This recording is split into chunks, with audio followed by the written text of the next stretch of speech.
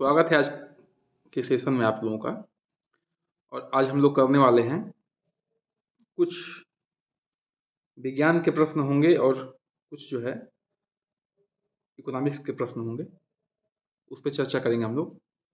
तो आज का पहला प्रश्न जो है आपके स्क्रीन पे है। कृषि क्षेत्र का शीर्ष बैंक है पंजाब नेशनल बैंक, भारतीय स्टेट बैंक, नाबार्ड और सेंट्रल बैंक ऑफ इंडिया। तो इसका उत्तर हो जाएगा आपका नाबार्ड। ठीक है, देखिए नोट्स की सहायता से हम एक्सप्लेन करेंगे और जो भी आपको अच्छा लगेगा उसको आप जो है कृपया नोट डाउन कर लीजिएगा।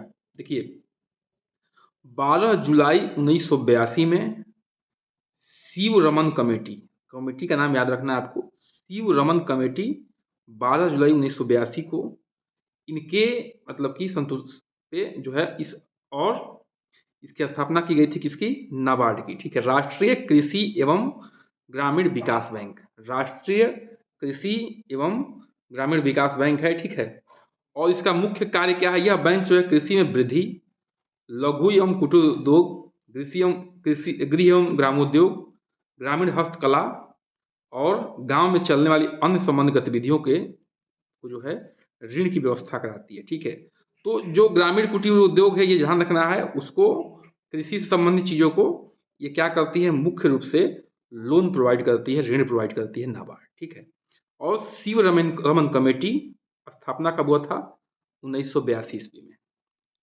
आगे बढ़ते हैं, प्रश्न संख्या 2 पे आते हैं।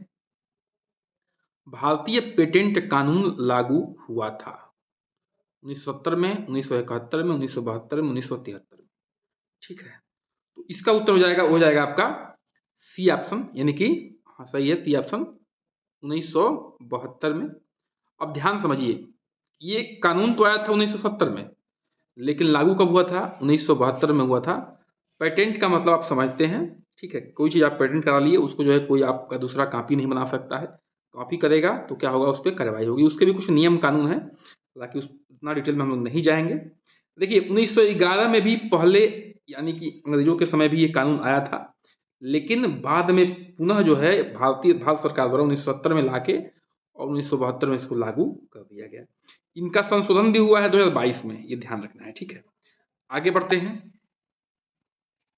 वर्ल्ड ट्रेड ऑर्गेनाइजेशन कहाँ पे स्थित है बताना है आपको, न्यूयॉर्क, जिनेवा, वाशिंगटन या लंदन में।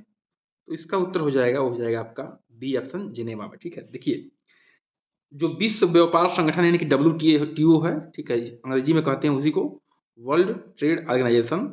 ठीक है, इसकी स्थापना जो हुई है 1 जनवरी 1995 को हुई है और इसका मुख्यालय कहाँ है, जिनेवा। जिनेवा कहाँ है, स्विट्जरलैंड में है।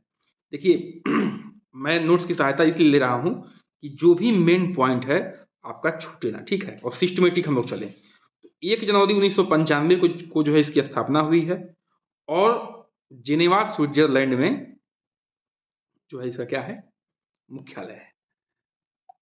आगे बढ़ते हैं।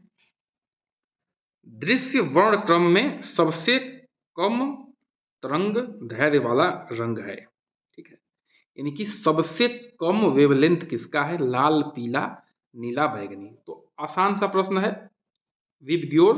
और साइंस के प्रश्न जो है एलिमेंट्री ही आते हैं, आसान ही आते हैं, मतलब जो साइंस बैकग्राउंड है उसके लिए बात कर रहा हूँ। ठीक है, बाकी तो भाई जो नहीं पढ़ा उसके लिए कठिन है। विबग्योर का नाम सुने होंगे आप लोग। ठीक है, वायलेट। तो वायलेट का क्या है, सबसे कम वो है वेवलेंथ है, लेकिन रेड का सबसे अधिक है। इसीलिए जो है रेड सिग्नल प्रयोग किया जाता है कहाँ पे, रेलवे में या अन्य जगहों पे, ताकि दूर तक दिखाई दे, क्योंकि उसका डेविएशन क्या होता है, कम होता है। आगे बढ़ते हैं, प्रश्न संख्या 5 पे आते हैं।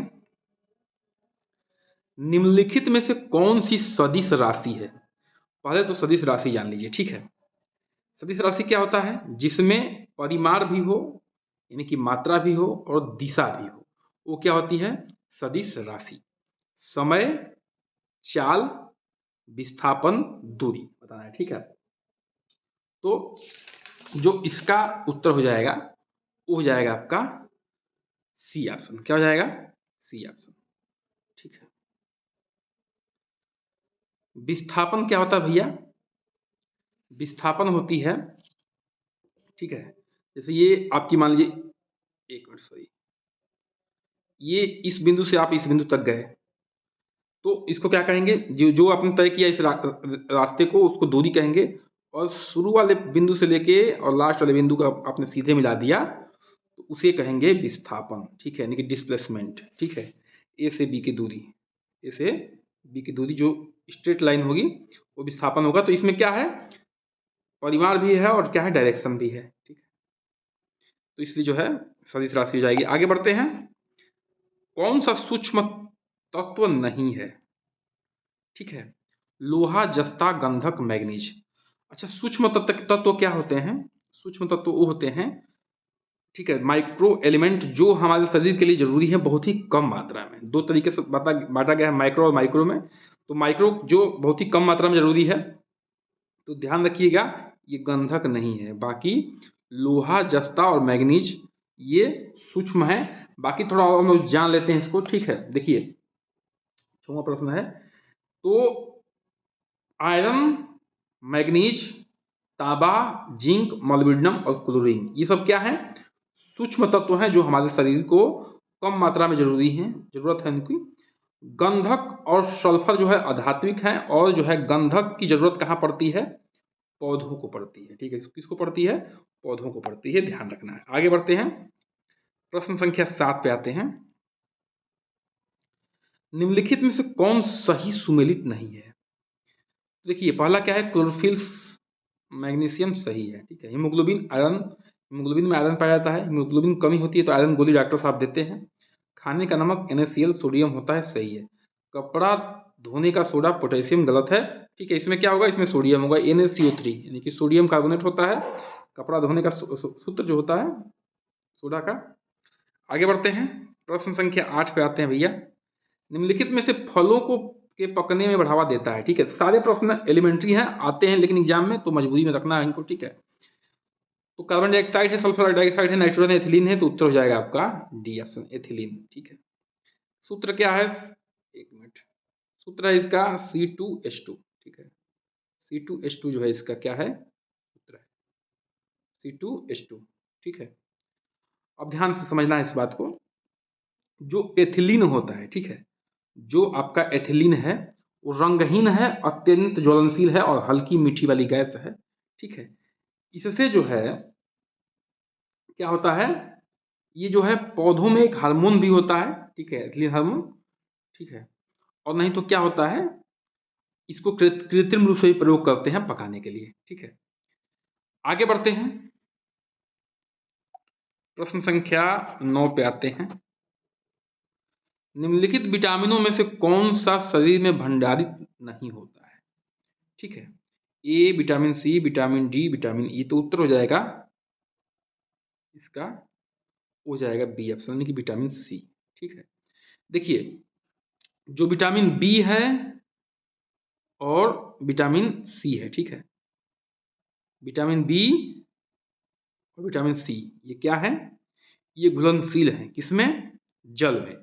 बाकी सब जो है, बाकी सब क्या है, वसा में घुलनशील है, ठीक है।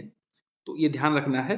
तो बी और सी जो है, सॉरी जो सी विटामिन सी है, ये ध्यान रखना, विटामिन सी जो है ये शरीर में जो है भंडारित नहीं होता है, टॉयलेट के थ्रू निकल जाता है।